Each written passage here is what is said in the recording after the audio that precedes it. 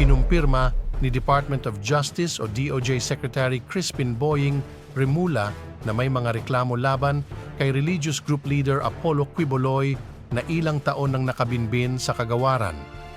Ayon sa kalihim, petition for review ito ng mga complainant sa reklamong rape, qualified trafficking at cyber libel. Kasama na aniya ito ngayon sa kanilang prioridad na magkaroon ng resolution.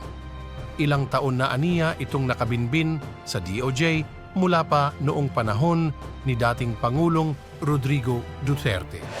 Samantala, nagdesisyon munang huwag makialam ang Philippine National Police o PNP sa pagpapalabas kay Kingdom of Jesus Christ, Pastor Apollo Quiboloy.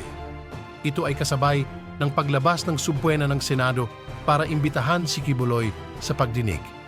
Lumidistansya pa ang PNP sa pagpapalutang sa pinuno ng Kingdom of Jesus Christ na si Pastor Apollo Quiboloy. Ito'y matapos na maglabas ng subpuena ang Senado para imbitahan siya sa gagawing hearing sa March 5. Sabi ng PNP, sakaling no-show pa rin Quiboloy, buo naman ang otoridad ng Senado para dalhin ito sa pagdinig. Sa ruling kasi ng Senado, kapag ang iniimbitahan ay nasa Metro Manila lang, Senate Sergeant at Arms o Deputies, nito ang nagdadala ng subpoena. Kung nasa probinsya naman, mari na lang hingin ng tulong ng pulis para ihain ito.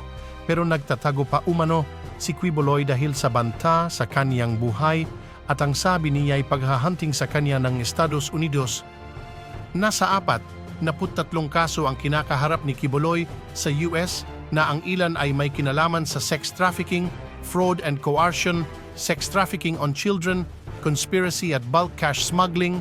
Wala pa man siyang kaso dito sa Pilipinas, gusto na siyang imbestigahan ng Senado. Kaya lang ang tanong, sisipot nga ba siya? Para sa PNP, wait and see daw muna, baka kasi bigla na lang lumutang.